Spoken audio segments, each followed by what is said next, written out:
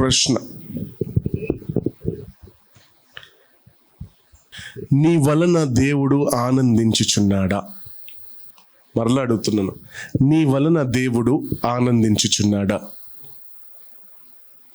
మీ పక్కన అంతా అడగండి, ఈ మాట అడగండి. మీ వలన దేవుడు ఆనందించుచున్నాడా? అడగండి, అడగండి, అడగాలి. మీరు ఇట్లా అంటే కాదు, అది స్వరం ఎత్తి మీ అందరి స్వరాలు నాకు వినిపించాలి.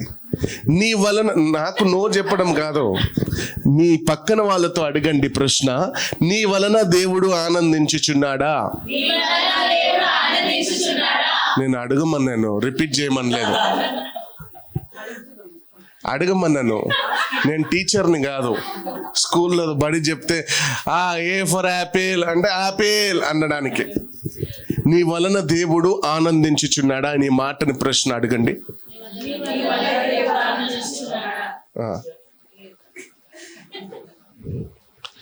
ఇప్పుడు మీకు మీరు ప్రశ్న వేసుకోండి. నా వలన మాట్లాడడం కాదు, ప్రశ్న వేసుకోండి అంటున్నాను. ఆనందిస్తున్నాడా? ఆయుషా మరి ఎందుకున్నారు ఇక్కడ?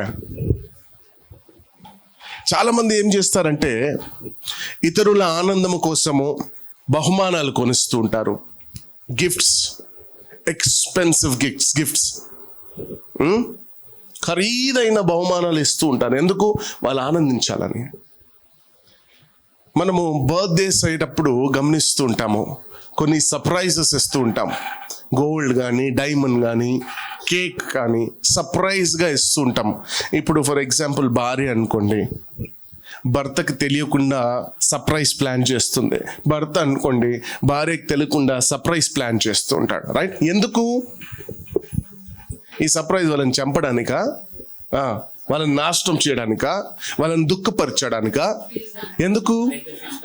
స్పెషల్, సంతోషం, వాళ్ళు ఆనందించాలని. రైట్? ఓకే. ఇప్పుడు ఇతరుల ఆనందము కోసము మీరు ఇదంతా చేస్తే దేవుడు మిమ్మల్ని అడుగుతున్న ప్రశ్న, నీ వలన దేవుడు ఆనందిస్తున్నాడా? దేవుడు అంటున్నాడు, మనుషులని ఆనందింప చేస్తున్నారు. Okay, right. నన్ను నీవు ఆనందింప చేస్తున్నావా? ప్రభు ప్రశ్న అడుగుతున్నాడు, నన్ను నీవు ఆనందింప చేస్తున్నావా? గమనించండి, ఇజ్రాయేల్ ప్రజలు నిమిత్తమై దేవుడు ఎక్కడ ఆనందించబడలేదు. మీరు కంప్లీట్ బైబుల్ కనుక చదివితే ఇజ్రాయేల్ ప్రజల నిమిత్తము వాజ్ గాడ్ హ్యాపీ. ఈరోజు మంచి మర్మాన్ని మీకు ఇస్తాను. Wonderful mystery I'll give you. మనం ఎన్నోసార్లు ఇజ్రాయేల్ ప్రజల గురించి వాక్యం వినున్నాం. 40 సంవత్సరాలు ఎడారిలో నడిచారు, 40 సంవత్సరాలు దేవుడు వాళ్ళని నడిపించారు, 40 సంవత్సరాలు దేవుడు ఎలాంటి గొప్ప కార్యాలు వాళ్ళ జీవితంలో చేశారని మనం విన్నాము. రైట్? చదివాము. ఈరోజు ఈ 40 సంవత్సరాలు కొంచెము ట్విస్ట్గా చూపిస్తాను. సో ప్రభువు వాక్యం అంటుంది, ఇజ్రాయేల్ ప్రజల నిమిత్తము దేవుడు ఎక్కడ ఆనందంగా లేరు. ఇప్పుడు ఇజ్రాయేల్ ప్రజలు ఎవరు? ఇజ్రాయేల్ ప్రజలు ఎవరు? దేవుని ప్రజలు. వాక్యం అంటుంది, నా పేరు పెట్టబడిన నా ప్రజలు. ఎవరు? నా పేరు పెట్టబడిన నా ప్రజలు.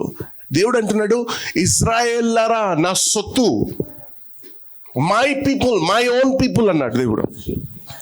వాక్యం మీరు సరిగా చదివితే ఒక దగ్గర అంటున్నాడు, I came to my own but my own receive not. Who is that own? The Jewish, the Israelites. అంత ప్రాధాన్యత ఇచ్చాడు ప్రభు వాళ్ళకి, అంత ఇంపార్టెన్స్ ఇచ్చాడు ప్రభు వాళ్ళకి. కానీ దేవుడు అంటున్నాడు, ఇజ్రాయేల్ ప్రజల నిమిత్తమై నేను ఏనాడు ఆనందపడలేదు, ఏనాడు సంతోషంగా లేను. ఇజ్రాయేల్ ప్రజలు, they are very spiritual people, God's own people, but God was not happy with them. Today is God happy with you, are you are making God happy? ఆలోచించండి. ఆలోచించండి. దేవుడు వాళ్ళ గురించి అంటున్నారు, వారు నాకు కోపము రప్పించిరి. ఎవరు? ఇజ్రాయేలు ప్రజలు నాకు కోపము రప్పించారు. వారిని బట్టి నేను ఆనందిస్తలేను. సొంత ప్రజలు ఇజ్రాయేల్ ప్రజలు బయటవారా? ఇజ్రాయేల్ ప్రజలు బయటవారా? ఎవరు ఇజ్రాయేల్ ప్రజలు? దేవుని సొత్తు, దేవుడు ఏర్పరచుకున్న ప్రజలు. అలాంటి ప్రజల గురించి దేవుడు అంటున్నాడు, వీరి వలన నేను సంతోషపడతలేను. హల్లెలూయా. గమనించండి, ఎంత దారుణమైన విషయం ఇది. తన పిల్లల గురించి, తన కుటుంబాన్ని గురించి ప్రభు చెప్తున్న మాట, వారు నాకు కోపము రప్పించిరి. తన సొంత పిల్లల గురించి చెప్తున్నాడు, తన కుటుంబం గురించి చెప్తున్నాడు, వాళ్ళు నాకు కోపము రప్పించిరి. గమనించాలి, దేవుడు కొన్ని విషయాలు వాక్యము ద్వారా, లేఖనాల ద్వారా మనతో మాట్లాడుతూ ఉంటారు. ఎంతమంది విశ్వసిస్తారు ఇది? ఎంతమంది నమ్ముతారు? కొన్ని లేఖనాల ద్వారా పర్ఫెక్ట్గా, అక్యురేట్గా మనతో మాట్లాడుతూ ఉంటారు. ఏ సమయంలో ఏం మాట్లాడాలో అది మాట్లాడుతూ ఉంటారు ప్రభు. Yes or no? Right. So ఇప్పుడు ఈ యొక్క వాక్యము మనకెందుకు ఆల్రెడీ దేవుడు ఎందుకు రాసి పెట్టున్నాడు తెలుసా? మనకు జ్ఞానం కలగడానికి, మనకు బుద్ధి కలగడానికి. చదువుదామా? 1 Corinthians chapter 10 verse 6. కొరింథీయులకు రాసిన మొదటి పత్రిక 10వ అధ్యాయము 6వ వచనము. And these things that happened are examples for us. Which things? The previous things. మన పితరులు చేసిన తప్పులు ఏంటి? మన పెద్దవాళ్ళు చేసిన తప్పులు, మన పితరులు చేసిన తప్పులు ఏందంట? These things that happened are examples for us. Are the examples for us. Okay. These examples should stop us from wanting evil things like those people. So, which people? పూర్వీకులు చేసిన తప్పులు, పూర్వీకులు చేసిన పాపము మీరు చెయ్యొద్దని ముందుగా ప్రభు అక్కడ మీకు లేఖనము ద్వారా, వాక్యము ద్వారా తెలియపరుస్తున్నాడు. వాళ్ళు చేసిన తప్పులు, వాళ్ళు చేసిన పాపాలు మీరు చెయ్యొద్దు. అందుకే ఈ వాక్యం మీకు ఎగ్జాంపుల్గా రాయబడింది. మన పూర్వీకులు చేసిన తప్పు వారు ఆశించినట్లు మనం ఆశించకూడదని ప్రభు వాక్యము ద్వారా మనల్ని సరిచేస్తున్నారు. He's setting us free. Read 11th verse. ఈ సంగతులు దృష్టాంతములుగా వారికి సంభవించి యుగాంతమున్న మనకు బుద్ధి కలుగుటకై వ్రాయబడింది. ఏందంట? మనకు బుద్ధి కలుగుటకై అవి ముందుగా మనకు రాయబడెను. దేవుడు తన వాక్యము ద్వారా ముందుగా మనకు హెచ్చరిస్తున్నాడు. మన పితరులు చేసిన తప్పులు, మనం పితరులు చేసిన పాపాలు, మనం పితరులు ఆశించిన ఆ లోక ఆశలు మీరు కలిగి ఉండొద్దు. మీకు బుద్ధి కలగాలనే ఈ వాక్యము. దేవునికి మహిమ కలుగును గాక. హల్లెలూయా. Now 10th chapter verse 5. వారిలో ఎక్కువ మంది దేవునికి ఇష్టలుగా ఉండకపోయేది కనుక. ఎవరుది? హల్లెలూయా. రైట్ చదువుదాం. అయితే వారిలో ఎక్కువ మంది దేవునికి ఇష్టలుగా ఉండకపోయారు. మరలా గమనిస్తాము. అయితే వారిలో, ఎవరు వారంతా? ఇజ్రాయేల్ ప్రజలు. వాక్యం అంటుంది, అయితే వారిలో కొందరు దేవునికి ఇష్టలుగా ఉండకపోయారు. ఈరోజు నువ్వు దేవుని ఆనందింప చేస్తున్నావా? చదువుదాం పూర్తిగా. అరణ్యంలో సంహరింపబడిరి. వారు ఆశించిన ప్రకారము మనము చెడ్డవాటిని ఆశించకుండానట్లు ఈ సంగతులు ముందుగానే రాయబడ్డాయి. వాళ్ళు చేసినట్టు మనము చేయొద్దు అని దేవుడు చెప్తున్నాడు. ఇజ్రాయెల్ ప్రజలు చేస్తున్నట్టు, ఇజ్రాయెల్ ప్రజలు ఆశించినట్టు, ఇజ్రాయెల్ ప్రజలు చేసిన తప్పు పాపాలు దయచేసి మీరు చేయొద్దు అని చేతులెత్తి వాక్యము ద్వారా మిమ్మల్ని సరిచేస్తున్నాడు ప్రభు. వారిలో కొంతమంది దేవునికి ఇష్టలుగా ఉండకపోయారు. ఈరోజు నీవు కానీ, నీ కుటుంబం కానీ, నీ కుటుంబస్తులు కానీ దేవునికి ఇష్టలుగా ఉన్నారా? కారణం ఏంటి? మరి ఈ వాక్యము ద్వారా మీరు ఏం నేర్చుకున్నారు? దేవుడు ముందుగా చెప్పారు, ఇశ్రాయేలు ప్రజల్లా మీరు చేయొద్దు. హల్లెలూయా. ఇశ్రాయేలు ప్రజల్లా మీరు పాపం చేయకండి, ఇశ్రాయేలు ప్రజల్లాగా మీరు ఆశించకండి అని ముందుగా వాక్యము చెప్తున్నా కూడా ఈరోజు ఒక్కోలు కూడా చెప్తలేరు, yes I'm making God happy. ధైర్యము సాల్తలేదు చెప్పడానికి. హల్లెలూయా. ధైర్యము చాలతలేదు చెప్పడానికి. ఇశ్రాయేలు ప్రజల గురించి ఏం రాస్తున్నదో తెలుసా? వారిలో ఎక్కువ మంది దేవునికి ఇష్టలుగా లేరు. ఇక్కడ ఇంతమంది ఉన్నామే, ఇంతమందిలో ఒక్కసారి మిమ్మల్ని మీరు పరీక్షించుకోండి, మీరు దేవునికి ఇష్టలుగా ఉన్నారని. తలదించుకోవాల్సిన పరిస్థితి కదా, తలదించుకోవాల్సిన పరిస్థితి. ధైర్యముగా చెప్పగలుగుతావా? ఎస్. కొంతమంది ఉంటారు, there are few people who can confidently say, yes, I'm making God proud, I'm making God happy. Because there were times where God used to visit me in dreams and visions and say, son, I'm happy. In fact, today I'm preaching this subject. In fact, today I saw God smiling at us. I saw Jesus was present in our midst. I saw Jesus laughing. That means he's happy. But how far he's happy? How far you're making Jesus proud? ఎంతమంది దేవుని నామాన్ని మహిమపరుస్తున్నారు ప్రతిరోజు అంటున్నాను నేను. ప్రతి నిమిషము దేవుడు పడుతున్నాడా? నిన్ను బట్టి, నీ క్యారెక్టర్ని బట్టి, నీ మాటల్ని బట్టి, నీ చూపుని బట్టి ప్రభువారు మహిమపరచబడుతున్నారా?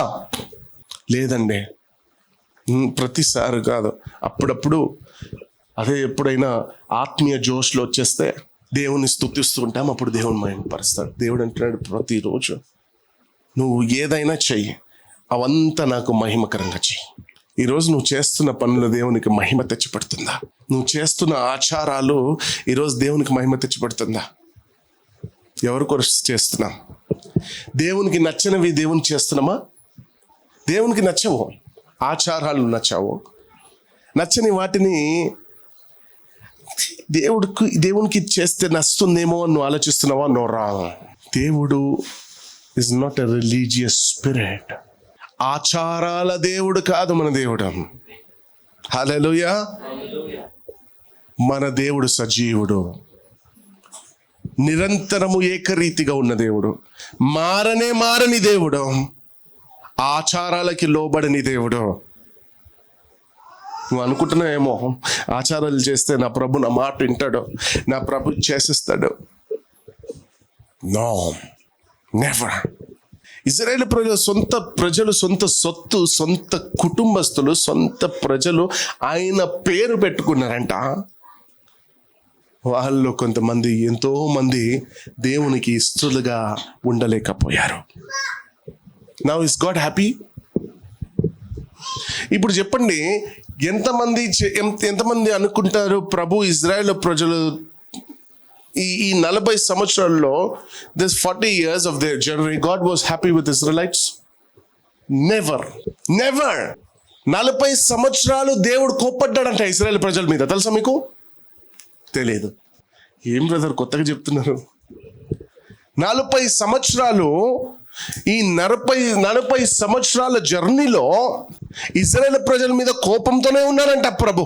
మరి పగలు మేఘస్తంభమై, రాత్రి అగ్ని స్తంభమై, ఇదేం కథనైనా? కోప్పడేవారు నాశనం చేస్తారు కదా, అదే ట్విస్ట్ రాసిరా. దేవునికే మహిమ కలుగును గాక. ఈరోజు ధైర్యముతో దమ్ముండి, ఎస్ నేను దేవుని కొరకు, నేను దేవుని సంతోషపరుస్తున్నాను, నేను దేవుని ఆనందింపచేస్తున్నాను అని రూఢిగా ధైర్యముతో దమ్ము కలిగి చెప్పేవారు నిజమైన క్రైస్తవులు. A true Christian will never put God down. A true Christian will Keep on lifting the name of Jesus higher and higher and higher. And Jesus says, son, I'm proud of you and I'm happy. ఒక దగ్గర మనకు ఒక విశాలమైన స్వరం వినిపిస్తుంటుంది. ఏమని తెలుసా? ఇతను నా ప్రియ కుమారుడు, ఇతనిలో నేను ఆనందిస్తున్నాను, ఇతనిలో నేను నివసిస్తున్నాను. మరియు ఇదిగో ఆ, ఈయనే నా ప్రియ కుమారుడు, ఆహా, ఈయన యందు నేను ఆనందించుచున్నానని ఈయన యందు నేను ఆనందించుచున్నానని ఒక శబ్దం ఆకాశం నుండి వచ్చాను. ఈ రోజు ఆ శబ్దము మిమ్మల్ని బట్టి ఆ శబ్దం వినిపిస్తుందా? ఇదిగో ఇతను నా ప్రియ కుమారుడు, ఇదిగో ఈమె నా ప్రియ కుమార్తె అని ప్రభు చెప్పున్నారా? మరి బైబిల్లో రాయబడిందే. ప్రభు మాట్లాడుతున్నది స్వరం ప్రతి ఒక్కరు విన్నారే. అక్కడ యేసు ప్రభు బాప్తిజం తీసుకొని బయటికి వచ్చేప్పుడు దైవ స్వరము వినిపించి, ఇదిగో ఇతను నా ప్రియ కుమారుడు, ఇతనిలో నేను ఆనందింపచున్నాను. హల్లెలూయా. దేవునికి మహిమ, దేవునికి మహిమ. Praise the lord. అందులో చాలా మంది ఎవరు? దేవుని ప్రజలు, ఇజ్రాయేలు ప్రజలు. అన్యజనుల, బయట వాళ్ళ, దేవుని ఎరగని ప్రజల, దేవునితో నడిచిన ప్రజలు, దేవుని గురించి తెలిసిన ప్రజలు, ఏర్పరచుకున్న ప్రజలు, chosen people, not just a believer. They are something more than believers to God. ఒక విశ్వాసి కన్నా ఎక్కువ దేవుని కంటే వాళ్ళు. సంఘంలో ఉన్న వారిలోనే, ఎవరు వాళ్ళు? సంఘంలో ఉన్న వారిలోనే దేవునికి ఇష్టలుగా ఉండలేకపోయారు. దేవుని ప్రజలే బయటోళ్ళు గారు. న్యాయము, హిందువుల న్యాయం, ముస్లిం సహోదరుల న్యాయం, వాళ్ళకొక్కసారి దేవుని విలువ తెలిసిందా మనకంటే ఇంకా ఎక్కువగా పూజిస్తారు. మనకు భయం లేకపోయింది, భయము, దేవుని భయం లేకపోయింది. దేవుని తెలుసుకున్న ప్రజలు అయిన సొత్తుగా ఉన్నవారు వీళ్ళందరూ దేవునికి ఇష్టముగా ఉండలేకపోయారు. గనుక ఏందంట, అరణ్యంలో సంహరించబడ్డారు. వాళ్ళు వెళ్ళాల్సిన మార్గంలో వెళుతుండగానే, అద్దరికి వెళ్ళాల్సిన మార్గము అద్దరికి వెళ్ళకుండానే అరణ్యములోనే నాశనమైపోయారు. ఇజ్రాయేల్ ప్రజల్ని దేవుడు ఎక్కడ చూడాలనుకుంటున్నాడు? వాగ్దాన భూమి. ఇప్పుడు ఈ వాగ్దాన భూమిలో ఎంతమంది చేరారో, మిగతా వాళ్ళు ఏమయ్యారు? ఈరోజు రెండవ రాకడకు దేవుడు మనల్ని సిద్ధపరుస్తున్నాడు. ఇప్పుడు ఇంతమందిలో రెండవ రాకడ వరకు ఎవరు చేరతారు ఈ జర్నీలో? పరీక్షించుకుంటే, test yourself today. There are few people who will teach these things. There are few people who will entertain you with everything. God is telling you this, God is telling you that. Bring a tithe, bring a seed. No. Be prepared for the second coming. That's what the Lord says. దేవునికి మహిమ. Hallelujah. Our journey is a spiritual journey. Israel ప్రజల journey ఆత్మీయ journey. Yes, but ఈ ఆత్మీయ జర్నీలో ఎంతమంది success అయ్యారు? ఎంతమంది ఉన్నారు ఇజ్రాయెల్ ప్రజలు? The lakhs of people, I think. But how many reached? మిగతా వాళ్ళకి ప్రార్థన రాదా? మిగతా వాళ్ళు దేవుని ఆత్మచేత నింపబడలేదా? మిగతా వాళ్ళు భాషల్లో మాట్లాడలేదా? మిగతా వాళ్ళు కొన్నిసార్లు దేవునికి నచ్చినట్టు చేయలేదా? చేశారు. కానీ ఎంతమంది కానాన్ దేశానికి వెళ్ళారు? జాగ్రత్త. You might think that your spiritual life is going well and disrespect a man of God. You might think, నేను బైబుల్ చదువుతున్నాను కదా, నేను ప్రార్థన చేసుకుంటున్నాను కదా. ఒక సైడ్ ఏమో సేవకుడు చెప్పిన మాటకి లోబడకుండా నువ్వు బైబుల్ చదివావనుకో, నువ్వు ప్రార్థన చేసావనుకో, you don't even have an idea how God looks at his servant. What is he telling? ఏం చెప్తున్నాడు? Don't touch my anointed. Even though he has done wrong, said David, you cannot kill because he is anointed. No matter what your pastor is doing, remember he is anointed. If he is anointed, never touch that anointing. Don't ever try to touch an anointed person. You'll be destroyed. No matter who you are, you might be so spiritual, so powerful in prayers, so powerful. If you touch the anointed, the Israel ప్రజలు నాశనమైపోయారు, ఎక్కడ లేకుండా అయిపోయారు. దేవుడు చేశాడా? దేవుడు చేయలేదు. హల్లెలూయా. వీళ్ళు అద్దరికి చేరకుండానే అరణ్యంలో కూలిపోయారు అందరు. ఈరోజు నీ ప్రయాణము ఎట్లుందో ఆలోచింపజేయ ఒకసారి. Just imagine how is your spiritual journey going on. మీరు ఊహించుకోండి, నీ స్పిరిచువల్ జర్నీ ఎలా ఉంది? Are you responding to the word of God? Are you responding to the man of God? Are you responding to the services? How is your spiritual journey going on? This is very important. This is very important. చివరికి ఇదే మనకు option. ఈరోజు మనం ఎంత neglect చేసుకున్నా, ఎంత avoid చేసుకున్నా, చివరికి ఈ వాక్యమే మనల్ని నడిపిస్తుంది. నీ ఈరోజు ఈ వాక్యాన్ని ఎంత రిజెక్ట్ చేసుకున్నా కూడా చివరికి ఈ వాక్యమే మనల్ని నడిపిస్తుంది. This word of God will lead us. ఈ స్పిరిచువల్ జర్నీలో నువ్వు ఎంతవరకు ఫోకస్ చేస్తున్నావు? Are you disturbed in your journey? Why? Because you have suddenly saw the wind coming towards you, suddenly saw the air blowing. Peter, walk. When he started focusing on Jesus, no thunders could stop him, no air could stop him, no storms could stop him. Even though పేతురు సముద్రము మీద నడుస్తున్నప్పుడు అలలు లేదా, గాలి లేదా, తుఫాన్ లేదా, అన్నుంది. ఎట్లా నడిచాడు? ఎట్లా మునిగిపోయాడు? ఆలోచించటే. నీ జీవితంలో కష్టం ఉన్నా, బాధ ఉన్నా, నొప్పి ఉన్నా, నువ్వు ఎప్పుడైతే యేసు ప్రభు వైపు ఫోకస్ చేస్తావో ఇవంతా నీకు కనిపించకుండా చేసేస్తాడు ప్రభు. యేసు ప్రభు మీద ఫోకస్ ఉంచాడు పేతురు. అలలు కనిపించలేదు, శబ్దం కూడా వినిపించలేదు. ఎప్పుడైతే అలల మీద ఫోకస్ చేశాడో మునగడం చేస్తాడు. అయ్యా అయ్యా అయ్యా నన్ను కాపాడు. బాగానే నడిచావు కదా పేతురు. అందుకే ప్రతిసారి నన్ను చూసి నడిస్తే నువ్వు మునిగిపోవు. ప్రతిసారి నా వైపు చూసి, నా వైపు దృష్టి ఉంచి నువ్వు నడిచావనుకో, నీ దారిలో నువ్వు మునిగిపోవు. నీ దారిలో ఎన్నడూ నువ్వు నాశనం అయిపోవు, ఎన్నడూ నశించిపోవు. ఎందుకంటే ఆ నాశనాన్ని అణచివేస్తున్నాడు ప్రభు యేసు నామములో. దేవునికి మహిమ కలుగును గాక. ఇప్పుడు నా ప్రశ్న, దేవుడు ఇశ్రాయేలు ప్రజలకి ఏం ద్రోహం చేశాడు? ఇశ్రాయేలు ప్రజలకి దేవుడు ఏం ద్రోహం చేశాడు? ఏదైనా ద్రోహం చేశాడా? మరి ఇశ్రాయేలు ప్రజలు ఎందుకు దేవునికి, మనం ఎలాంటి వాళ్ళము తెలుసా? నిజం చెప్తున్నాను.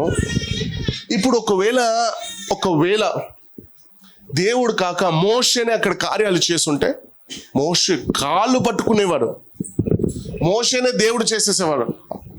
మా దైవం యా సామి, యా ఊట సామి మని యా எனக்கு டைமுக்கு 10,000 ரூபாய் கொடுத்தல நீ ఆ సామి. ఏ సామిని సామి చెప్పాలో ఆ సామికి సామి చెప్తాడు. నా ఇంటి దైవము ఎందుకు 10,000కే దైవం అయిపోయాడు. మరి నీ యొక్క శ్వాసని పట్టుకొని ఉన్నాడే ప్రభు, పోనివ్వకుండా. ఆయన ఎవరు?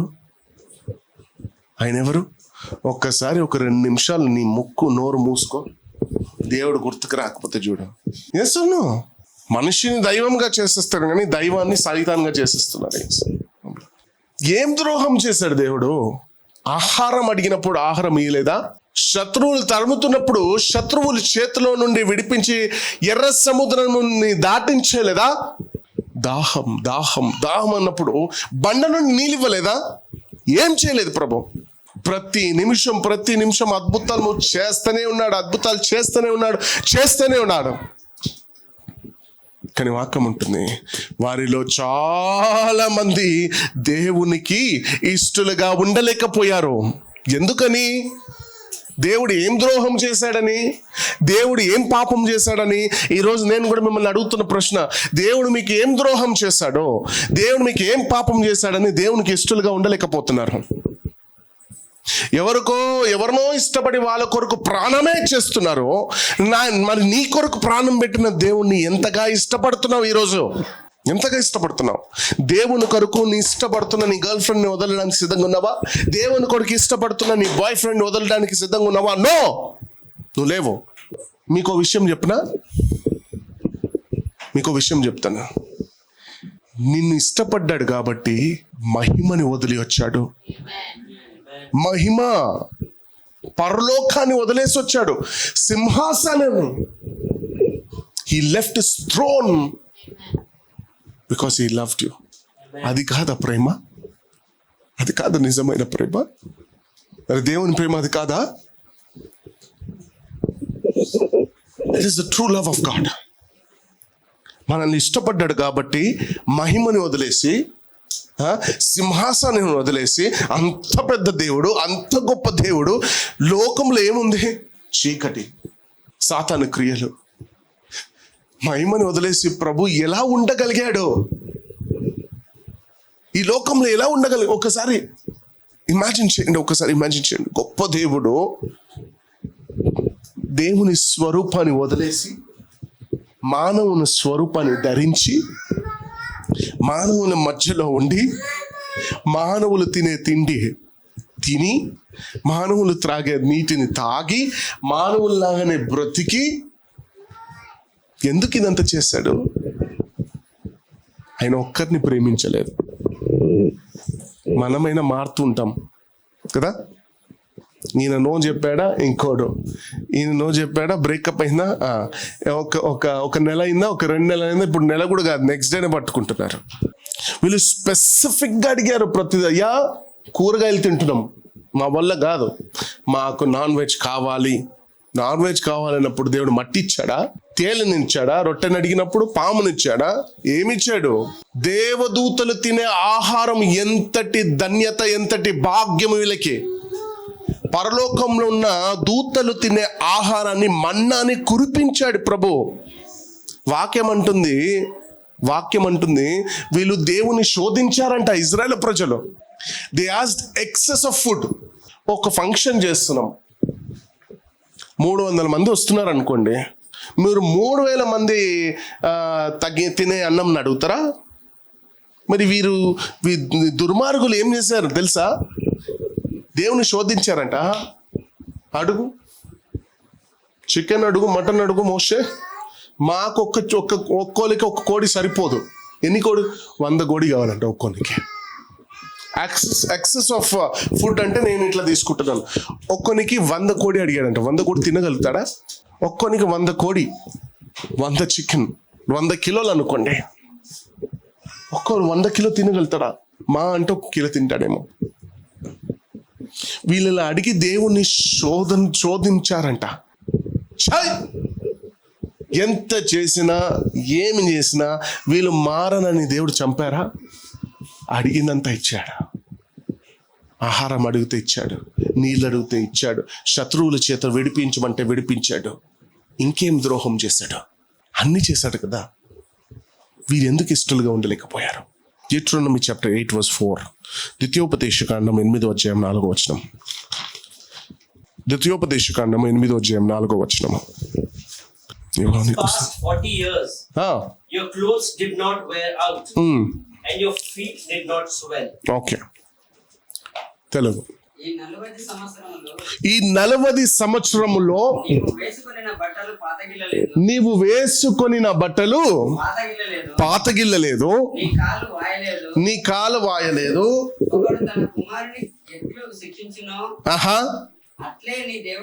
మరలా చదువుదాం. ఈ 40 సంవత్సరాల్లో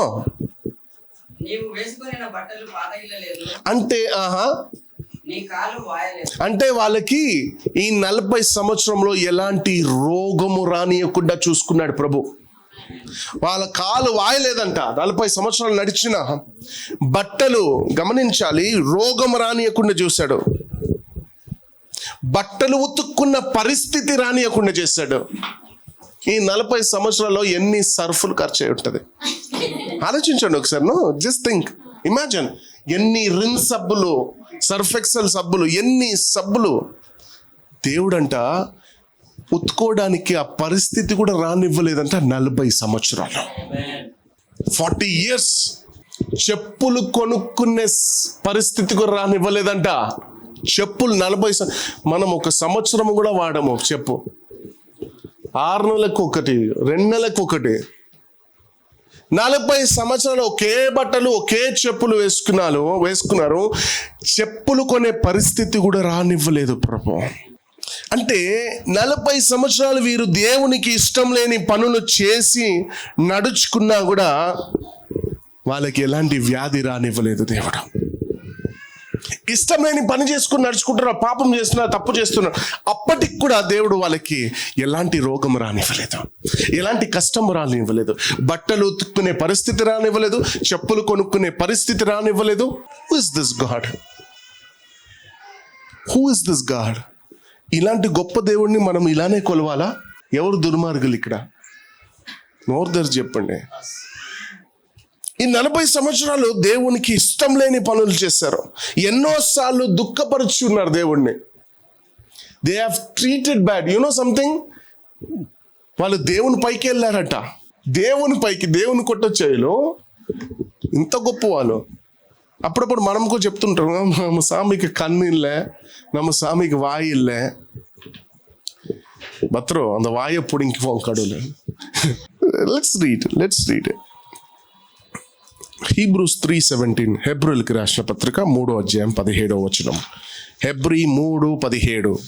ఎన్నిసార్లు దుఃఖపరిచి ఉన్నారు, అప్పటికి కూడా దేవుడు వారికి ఏది తక్కువ కానివ్వలేదు. నథింగ్.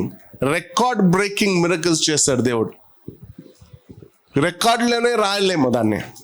నేడు మీరు ఆయన శబ్దమును వినిన యెడల కోపము పుట్టించినప్పటి వలె మీ హృదయములను కఠినపరచుకొనకూడని ఆయన చెప్పెను గనుక పాపము వలన కలుగు భ్రమ చేత మీలో ఎవడు కఠినపరచబడకుండానట్లు. గమనించండి, ఈ 40 సంవత్సరాల్లో వారిని నడిపించారు. కానీ ఈ 40 సంవత్సరాల్లో దేవునికి వీళ్ళ మీద కోపం ఉందా లేదా? ఉందా లేదా? 3:17. హెబ్రీ 3:17. గమనించండి, ఈ 40 సంవత్సరాలు వాళ్ళని నడిపించారు, వాళ్ళు అడిగినంత ఇచ్చారు. కానీ ఈ 40 సంవత్సరాల్లో దేవునికి వీళ్ళ మీద కోపం ఉందా లేదా? చూద్దాం. హెబ్రీ 3:17. ఎవరి మీద 40 ఏళ్ళు ఆయన కోపగించెను?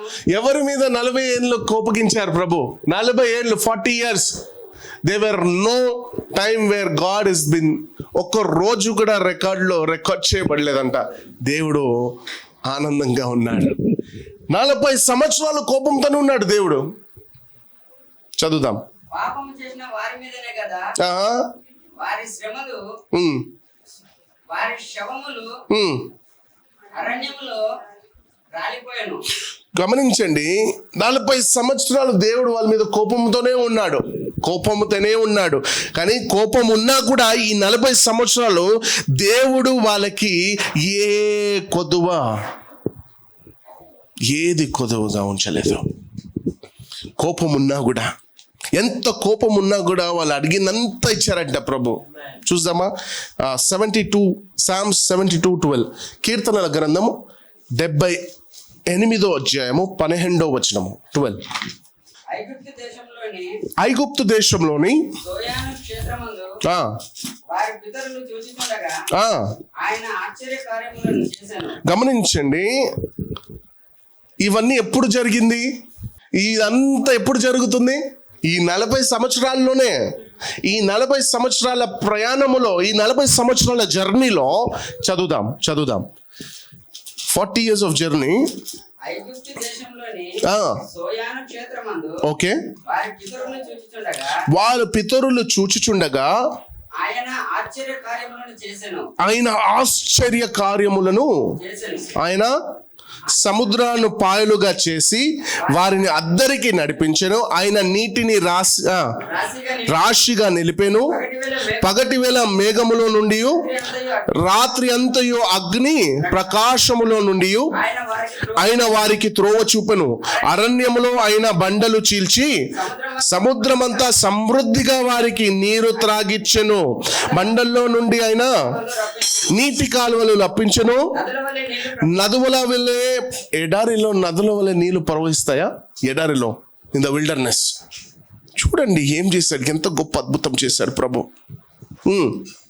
ఆయనను వారు ఆయనకు విరోధంగా ఇంకను పాపం చేయుచునే వచ్చిరి. ఏం చేయలేదు ప్రభు అక్కడ. మళ్ళా చూద్దాం 12 ఉంది. ఐగుప్తు దేశములోని సోయాను క్షేత్రమునందు వారి పితరులు చూచుండగా ఆయన వారికి త్రోవ చూపెను. అరణ్యములో ఆయన బండల నుండి చీల్చి సముద్రమంతా సమృద్ధిగా వారికి నీరు తాగిచ్చెను. బండల్లో నుండి ఆయన నీటి కాలువలను రప్పించెను. నదుల వలె నీళ్లు ప్రవహింపజేసెను. ఆయనను వారు ఆయనకు విరోధముగా ఇంకను పాపము చేయించి వచ్చారు. నిజంగా అండి, అదే మనకు దేవుడు చేస్తుంటే, ఈ కార్యాలు మనకు దేవుడు చేస్తుంటే మనము దేవునికి బానిసంగా అయిపోయి ఉంటాం. You would never sin again. You would say no, నేను దాన్ని ఏమంటారు, సన్యాసిగా మారిపోతా. నేను దేవుని సన్యాసిగా. ఎందుకు? గొప్ప అద్భుతం ఎవరు చేస్తారు? అడిగిందంతా ఇచ్చాడు ప్రభు. ఇంకేం కావాలి నాకేమొద్దు, నాకు ప్రభు కావాలని మనం లోబడుకుంటాం. కానీ ఇజ్రాయెల్ ప్రజలంతా అంత మిరకల్స్, అంత అద్భుతం చేస్తున్నా కూడా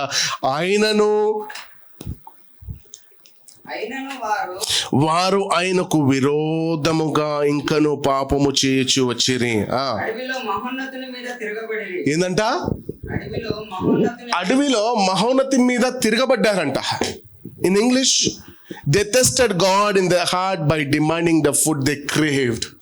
They tested God by demanding food. What food they were demanding? For 300 members, they demanded 3,000 people's food.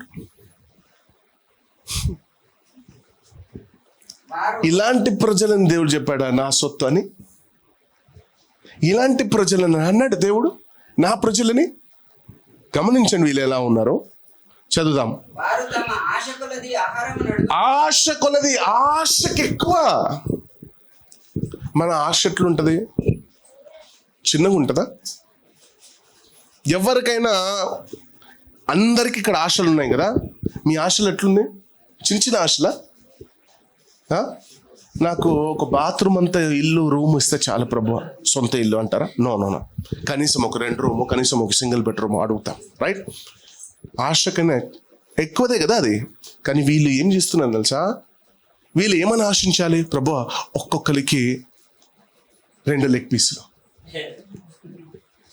ఒక గ్రిల్ చికెన్, అది. కానీ ఇక్కడ వాక్యం ఏముంటుంది చూడండి. ఆశ కొలది, ఆశకు మించిన ఆహారాన్ని దేవుణ్ణి శోధించారు. ఈరోజు నువ్వు శోధిస్తున్నావా? ఆశ కొలది అడుగుతున్నావా? నీకో విషయం తెలుసా? దేవుడు చేస్తాడు. వాళ్ళని చంపేశాడా? వీళ్ళు టైం నన్ను చాలా సతాయిస్తున్నారు, మా మోషన్ కూడా సతాయిస్తున్నారు, వీళ్ళని వేసేయాలన్నాడా? చేయలేదు, చంపలేదు. వాళ్ళు ఎంత శోధించినా కూడా మౌనంగా దేవుడు కార్యాలు చేస్తూ వచ్చాడు. కానీ కోపంగా ఉన్నాడు. చదువుదాం.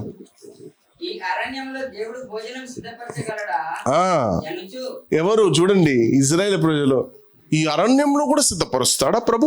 చూద్దాంలే, చికెన్ పంపుతాడా, మటన్ పంపుతాడా చూద్దాం. ఒకవేళ పంపేస్తే కొన్ని లక్షల మటన్లు తీసుకుందాం. వీళ్ళ ఆశ పాడుగాను. వారు దేవునికి విరుద్ధముగా.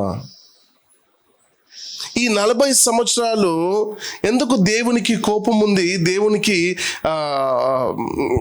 దేవునికి విరుద్ధముగా ఇన్ని చేసినా కూడా కోపం ఉన్నా కూడా వాళ్ళకి ఎందుకు ఏమి తక్కువ కానీ లేదు ప్రభు? ఆలోచించండి ఒకసారి. 18వ వచనం. వారు తమ ఆశ కొలది చదువు అదే.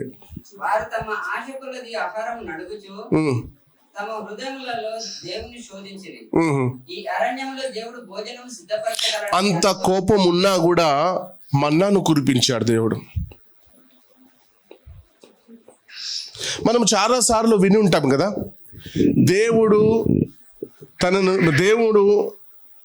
ప్రేమించే వాళ్ళని గొప్పగా ఆశీర్వదిస్తాడని విని ఉన్నాం కదా.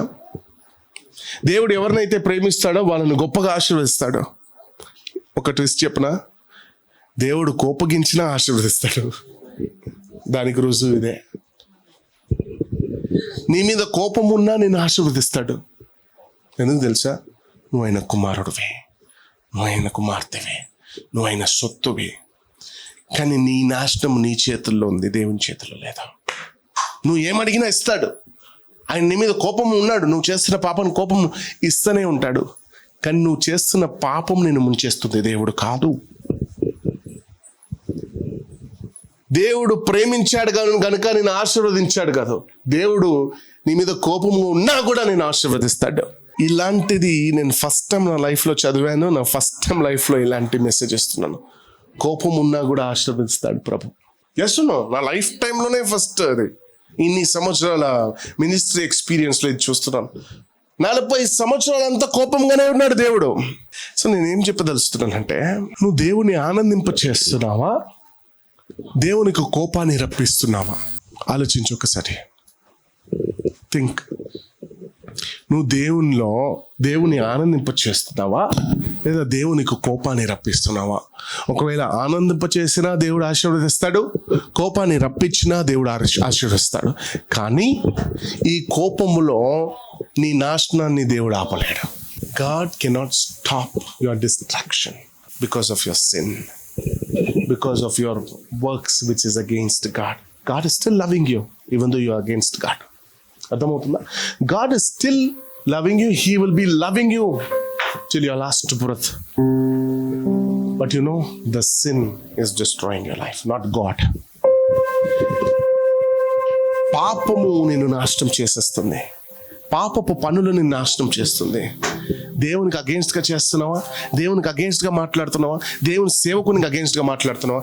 దేవుడు నేను ఇంకా ప్రేమిస్తున్నాడు, కానీ నీ మాటలు నిన్ను ముంచేస్తుంది. నీ మాటలు నేను చంపేస్తుంది. నీ మాటలు నిన్ను నాశనం చేస్తుంది. నీ మాటలే నిన్ను నాశనానికి గురి చేస్తుంది. హల్లెలూయా. ఎంతమందికి అర్థమవుతుంది? ఈరోజు నువ్వు దేవుణ్ణి ఆనందింపచేస్తావా, కోపాన్ని రప్పిస్తావా?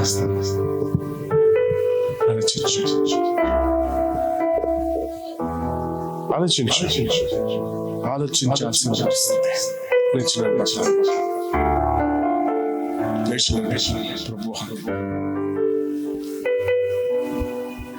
ఇంతకాలము నీకు విరోధముగా పనులు చేశాను, ఇంతకాలము నీకు నచ్చని పనులు చేశాను, పాపంలో మునిగిపోయాను, పాపంలో చేశాను. ఈరోజు వాక్యము ద్వారా మాకు ఒక క్లారిటీ ఇచ్చింది. అవును, ఇంత కోపగించిన వాక్యం చెప్తుంది, మీ కోపం క్షణం మాత్రమే, మీ కోపము క్షణం మాత్రమే. ఈరోజు ఆ రుజువుని కూడా